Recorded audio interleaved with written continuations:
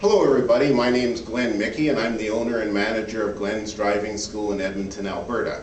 Today I want to talk to you about driving instructors in the province of Alberta, and specifically the challenge that many schools face in finding driving instructors. And often a driving school has to decide what priority they're going to make when looking for instructors. They have to decide whether they're going to make quantity the priority or quality the priority. If a school makes quality the priority, you should be receiving excellent instruction from that school, but the downside is that since they're being picky on who they hire, they may have fewer instructors, and as a result will have to charge students more because they're generating less volume because they have fewer instructors, and as a result they need to charge each student more. On the other hand, if a driving school treats quantity as its priority, they'll be able to charge you less because they'll have more instructors, they can run through a larger volume of students, but the downside of that is that the quality of training you receive from that school may leave a lot to be desired. Now the question you're probably asking is, why can't you just hire lots of good driving instructors and therefore maintain the quality of your training while still being able to offer cheaper prices? What you need to realize is it's very difficult to find driving instructors, let alone ones who will do a good job. It's a very difficult process. And the reason for that is, first of all, there's only so many people who are looking for work. And of those who are looking for work, very few want to be driving instructors.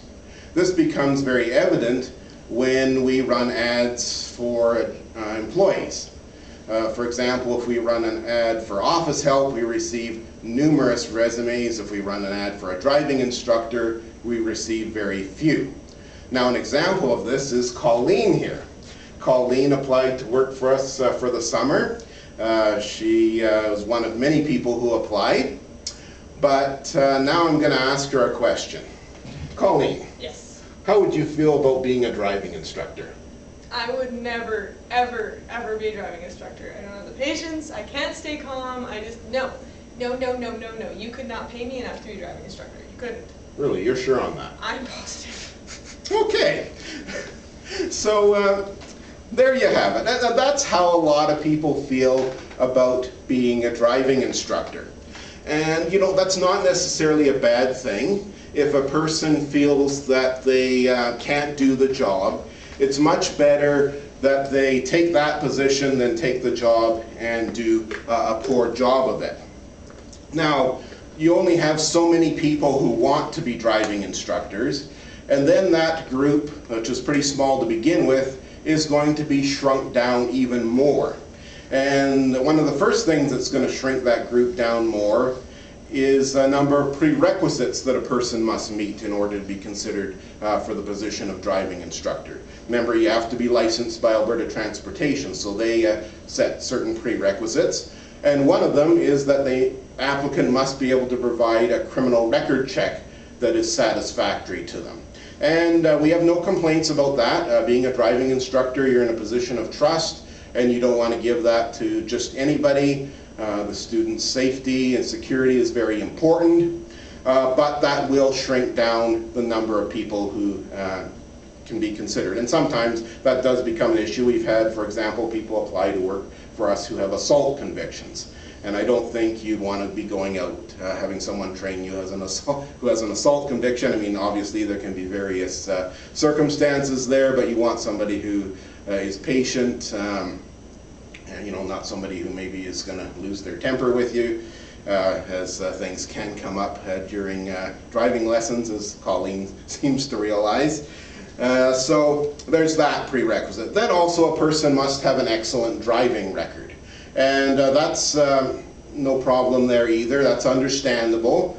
If a person's going to teach driving, they should be setting a good example. So Alberta Transportation says that you can have no more than 6 demerits if you want to be a driving instructor, and you cannot have had any license suspensions in the past 2 years. So that's very reasonable. Now, insurance companies get involved at this point as well. Sometimes the insurance company we deal with requires that you have no more than 1 traffic conviction in the past 3 years and no at-fault claims in the past 5 years. And that's very reasonable as well, because the thing is, insurance companies are paying out if you have an at-fault claim. They're going to have to be paying for that, so they want to be careful about who they insure. But there is going to be situations, and has been situations, where people have been eliminated from consideration because of that. Then there's a third prerequisite, and that's set by Alberta Transportation, and that is that a person must be off GDL for at least 3 years. That means someone with a Class 5 GDL license, that's not good enough. They've got to get off GDL, and that must have happened at least 3 years ago. So that does eliminate some people from consideration. And when thinking about this issue, there's some important things to remember. In Alberta, getting off GDL is optional. That's one thing to remember. And it's also important to review the conditions that a Class 5 GDL driver is subject to. And these are the only differences between a Class 5 GDL driver and a fully licensed driver from a legal point of view. A GDL driver gets suspended at 8 demerits, where a fully licensed driver would get suspended at 15. A GDL driver must have 0 blood alcohol. They can have no more passengers than seat belts. They cannot upgrade to a Class 1, 2, 3, or 4 license. And they cannot be the accompanying driver with a learner. So if you get somebody who, after 2 years on GDL Class 5, gets their letter from the government saying now they can take the exit test, they might think, well, I'm not getting any demerit points. I have no interest in driving after having a drink. I'm not going to be having more passengers than seat belts in my vehicle. And by the way, don't get any funny ideas from watching this video. If you pile people into your vehicle and your view's obstructed, you can be charged for that. So don't try anything crazy like that. Shouldn't be having more passengers than seat belts anyway, but I'm just mentioning that because that is a specific condition for somebody who's on GDL. And then also, if they say, well, I have no desire right now to upgrade to a Class 1, 2, 3, or 4 license, and there's nobody who wants me to accompany them as a learner, they might say, why should I go out, take an hour-long test, spend over $100 when there appears to be no immediate benefit for me? And that's understandable, but the problem is if the person takes that position, maybe they've been on GDL for 7 years, and now they decide, hey, I'd like to be a driving instructor. They can't. They've got to get off GDL and then wait for 3 years. And most people at that point are just going to say, forget it. But even if a person did say, okay, fine, I'll take the GDL exit test and get back to you in 3 years, that isn't going to do anything for the driving school in addressing its immediate staffing needs. Okay, so we've found somebody, we'll say, that has survived these 3 prerequisites, and the driving school wants to hire them. Does that mean they can start working tomorrow? Absolutely not. This is just the beginning. So what happens now, if all they have is a Class 5 license, they will need to upgrade now to a Class 4 license. That means going to a doctor and getting a driver's medical, and it can vary what the prices are, but recently I went to a doctor and had my driver's medical to renew my Class 4 license, and I had to pay over $90. And after they've done that, they need to pass the Class 4 written test, which they'll have to pay for at a registry, and then they'll also need to take a Class 4 road test, which is going to cost them as well. And it's an hour-long road test. They only can have 50 points as opposed to 75 on a Class 5 test. So you can see if their driving's a little bit shaky, they may fail the test and have to pay to take it again. And keep in mind that this is probably somebody who's unemployed and maybe short on money. So this could become an issue. So sometimes during this lengthy training process, if they're not making any money, the person will just give up and walk away. So what happens sometimes is driving schools will actually pay the trainee during the training process so that they won't walk away. I've never done that. There's nothing wrong with doing that, but it can create complications later on, as we'll discuss a little bit later here. Okay, so somebody gets their Class 4, or they already have a Class 1, 2, or 4 license. Now can they start working? No. Now they can just start the process of becoming an instructor. And that means they have to prepare for the instructor's written test. And that's not an easy test. It's a two-part test.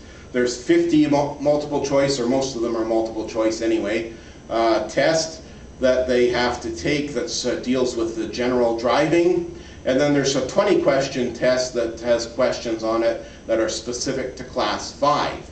And in order to be prepared for that, if you thought preparing for your learner's test was tough, studying the Alberta Driver's Guide, there's a lot more to study when you are preparing to be a driving instructor. They have to study the Traffic Safety Act. Lots of rules and regulation in there. And in addition to this, if this act isn't thick enough, though not everything in here they would need to know, but quite a bit of it. Also, there's a number of regulations made pursuant to this act that they need to be familiar with. And those are the use of highways and rules of the road regulation, the vehicle equipment regulation, the operator's licensing and vehicle control regulation, and the driver training and driver examination regulation. So that's in itself is a lot to study. There's also today's driving manual, nice thick textbook, they've got to be familiar with that. There's also the driving instructor training guide, lots of information they need to know there. And as well as this document, learning and teaching theory for driver training instructors. So there's lots of material that these people need to study. Sometimes they have trouble with it, sometimes they end up failing the test. And also I should mention with both the written test and the road test, which I'll talk about momentarily here, if a person fails 3 times, they have to wait a year before they can take the test again. So there's lots of ways that instructors can fall by the wayside, or instructor trainees I should say, can fall by the wayside and not end up becoming instructors. So after they've studied this sufficiently and passed the written test, then there's a road test involved.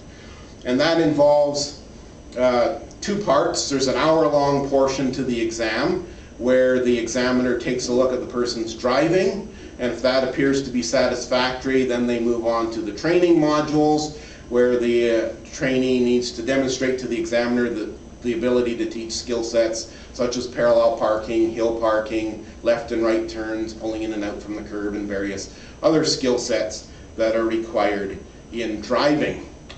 So you can see that it's a very long process, and to give you an idea of how long it can take, and again, people may fall by the wayside. I had a person once do everything. It took the road test, instructor's road test, and he ended up failing the first time, and that turned out to be his last time because he gave up at that point. So you can invest a lot of time in instructor trainees and they end up not becoming instructors. But there is some that do.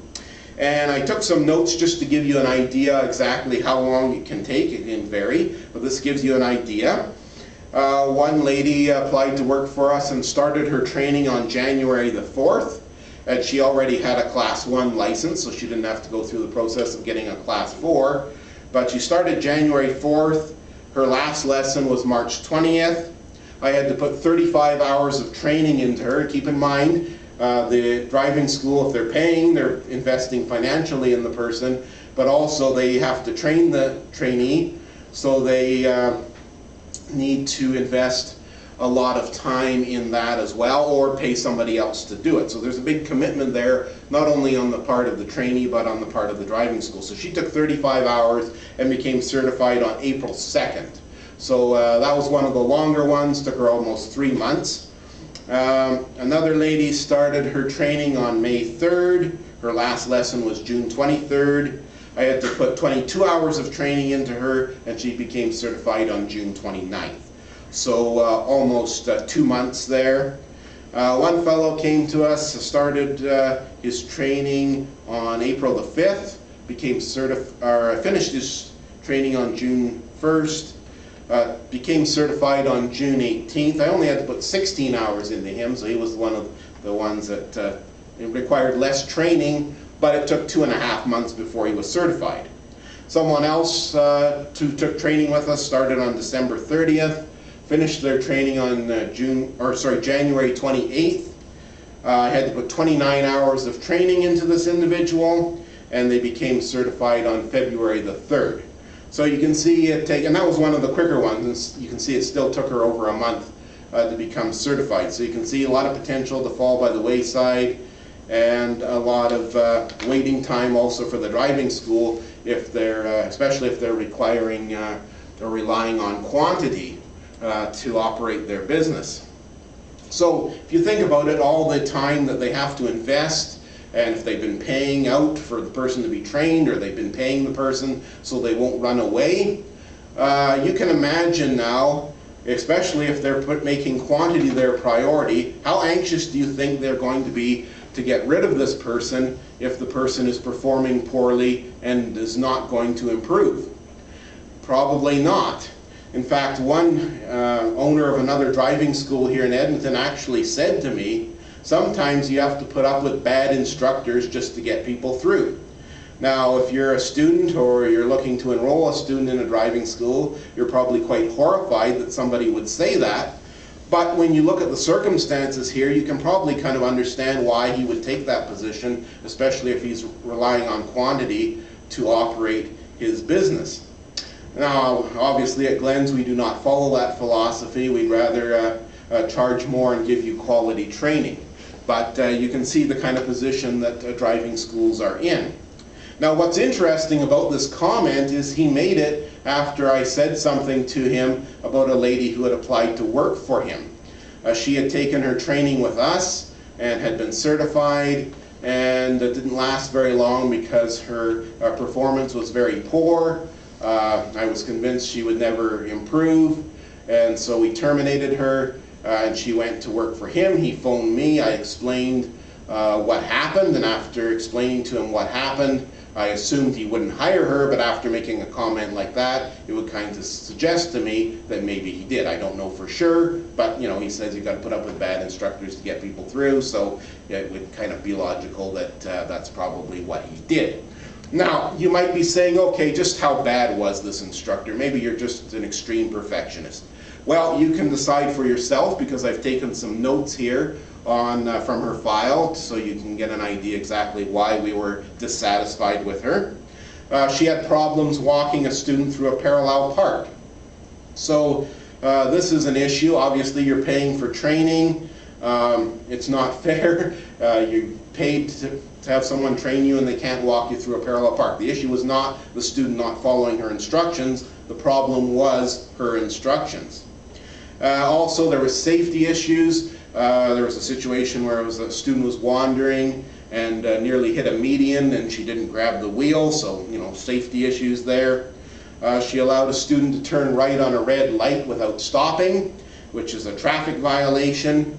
And there was no safety issue involved in this particular situation, but these are things that you would like to learn during your driver training. If you're allowed to do that, your instructor doesn't say anything, you're going to assume that that's okay, and then when you're out there driving, you may do that on your road test, get an automatic fail. You also may do that at a red light camera, and if it's a route you take every day, obviously you don't know immediately when you're going to be getting a ticket. The camera flashes. So maybe you have 2 or 3 expensive tickets on the way before you find out about the first one. So it's not acceptable for an instructor to sit there and not be pointing out your errors. She also allowed a student to parallel park in front of a driveway. She allowed a student to change lanes in front of a vehicle which was approaching quickly and didn't intervene, didn't grab the wheel. And also she allowed a student to run over the curb when leaving a downhill park.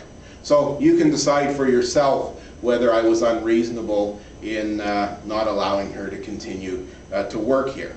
Now you might be saying, okay, but that's maybe just an isolated case. You're trying to make a big deal here by using an isolated case. No, unfortunately, I wish that was an isolated case, but unfortunately it's not. And I won't tell you about every situation that I've encountered, or otherwise this video will be even longer than what it is. But there's other examples as well. I'll give you a couple of examples here. One instructor allowed a student to proceed unsafely from a stop sign, and all he said to the student was, "Do you think you should have gone there?" And my thought was, do you think you should have used your dual brake? You know, we have a dual brake there, which he could have used to intervene, but for some reason he didn't. And there was other issues there as well, so he didn't last very long. And another instructor, there was issues as well. A student was running up on the curb, and instead of using her brake, she just yelled, "Whoa, whoa, whoa." So fortunately there wasn't a pedestrian there or anything, but unfortunately, whoa, whoa, whoa does not stop the car. The dual brake does, and that's what she should have been doing. Also, she didn't comment when students failed to signal. There's times where a student would pull into parking stalls, practicing that maybe 5 straight times, didn't signal, and she wouldn't say anything. And this can be an issue. And once had a student, not someone she taught, but they took the road test and they missed 2 signals, and that made the difference. If they'd remembered those 2 signals, they would have passed. So again, you want your instructor to be pointing out your errors so that you're ready to drive safely and legally and not failing your road test and not doing things that's going to get you into issues when you're out there driving.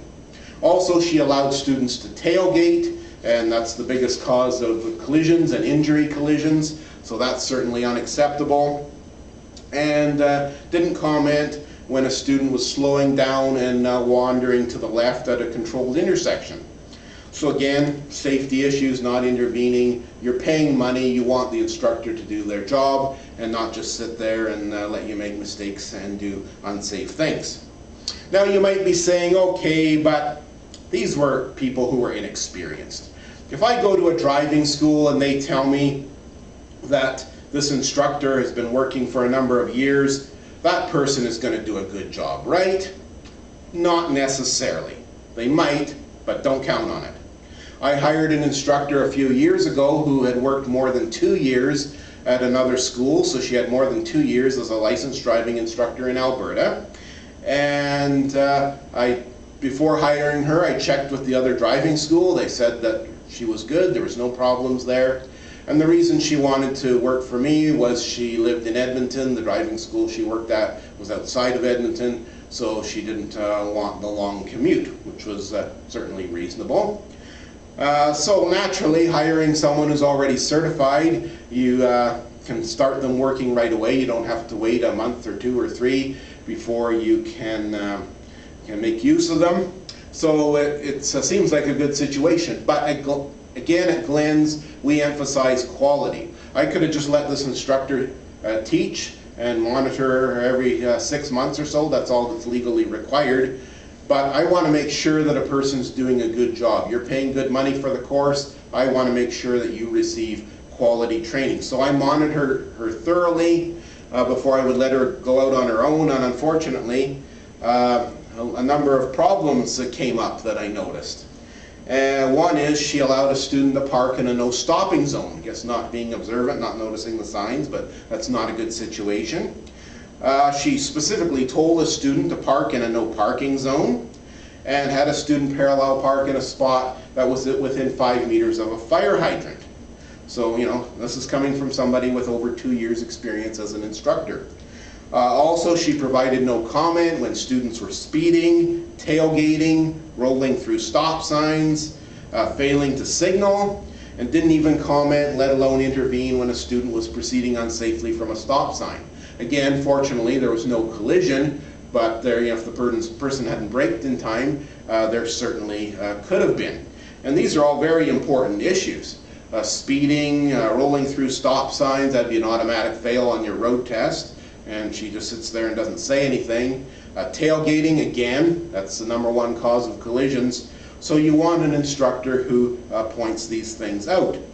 And also, believe it or not, she had a student, or told a student specifically to drive down road marked road closed. She saw the sign but told them to drive down there anyway.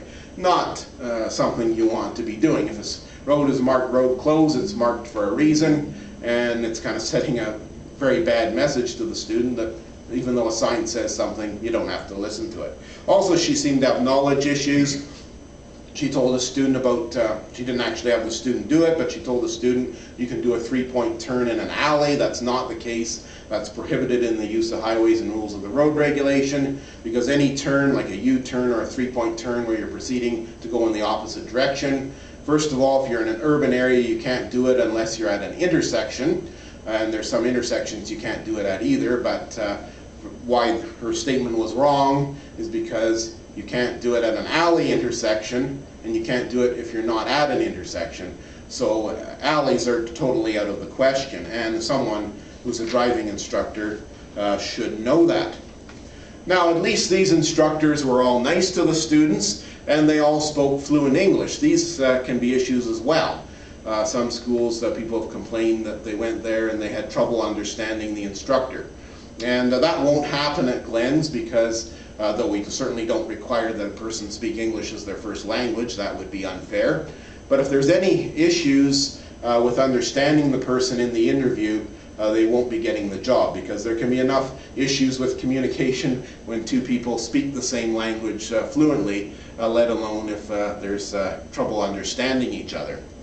And also being nice to the students. Some people just lack the interpersonal skills that are needed for the job. I know I had one person apply to work for me once who had worked at another school, and I phoned them to see why he wasn't working there anymore, and they said, among other things, he was losing his temper with the students, yelling at them and calling them names. Now you might say, well, maybe they were just giving him a bad rap, maybe they were being unfair, maybe it was something else. But from talking to them, I didn't feel that they were being malicious, trying to say every bad thing they could think of. And a few years later, it seemed to confirm that, as a student came to us whose brother had taken lessons at this other school with this instructor. And the mother of the boy said to me that the older brother, after he had taken a lesson with this instructor, always seemed so angry. So that would seem to back up what the other school was saying. Also, there was a former instructor from Ontario who applied to work for me. And during the interview, and obviously he must have felt that this was a good thing, because you're not going to say something in the interview that is going to be detrimental for you getting the job, but he said that he told a student who was having trouble parallel parking, your friend can learn how to parallel park, why can't you? So not a very encouraging thing to say to somebody, and I don't think it probably encouraged the student very much. I know an instructor here in Edmonton said something similar to a student, because the student came to us after she'd taken lessons with him, and I guess she was having trouble learning, and he said to her, people from other countries can come here and learn how to drive, why can't you? And at that point she decided she didn't want any more lessons with him. She felt very insulted. She asked for her money back, and to his credit, the fellow did give her the money back. But you can see some people lack the interpersonal skills that are needed for the job, and certainly that's going to interfere with your learning experience. And again, if quantity is the priority, that might be what you're looking at. Now, what am I saying? Am I saying unless you come to Glenn's you're going to end up with a bad instructor? No, I can't possibly say that. I'd have to monitor every instructor in the province in order to say that. Obviously, I can't do that, nor do I have any desire to do that. However, I will tell you that if you go to a school where quantity is the priority, there is a good chance you will receive poor quality training. I base that on the fact that in my time as owner and manager of Glenn's Driving School, I have hired 19 people. Most of them I had to train, a few of them were already certified. But 19 people, and of those 19 people, only 5 of them, in my view, 5 did a good quality job. So that's not a very good percentage. So if that's representative of the instructors who are out there at a driving school that's emphasizing quantity, your odds are not very good of receiving good quality instruction. So, with some of them, the issue was competence issues, like we've talked about. Others, it was just the case of not wanting to put the effort into the job, wanting to make the job easy, so they drive in long, straight lines, go for a nice cruise through the city instead of doing numerous lane changes, numerous left turns. If you haven't watched the driver training value video that we did, make sure you do. I think you'll find that informative. But at Glenn's, we work you into that gradually, but once you're ready, we want you to work on the skills where you got to make decisions whether it's safe or not. So left turns, lane changes, proceeding from stop signs. We put you through lots of circumstances where you have to make a decision of whether it's safe or not, as opposed to driving straight down the road. You often have to make a decision, especially if you have the right of way each time.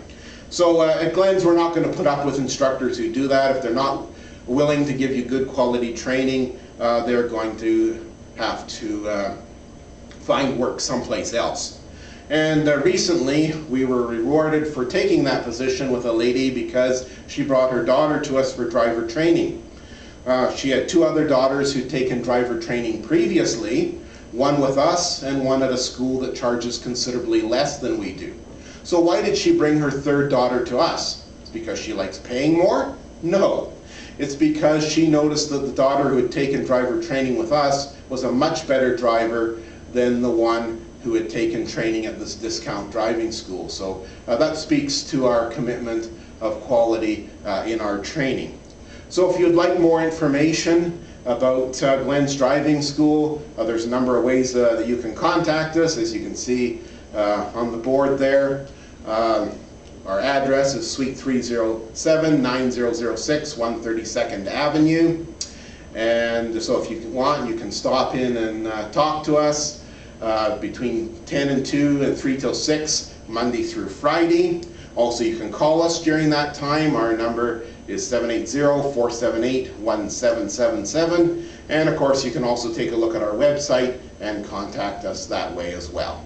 So thank you so much for watching this video. I hope you found it beneficial and informative, and have yourself a wonderful day.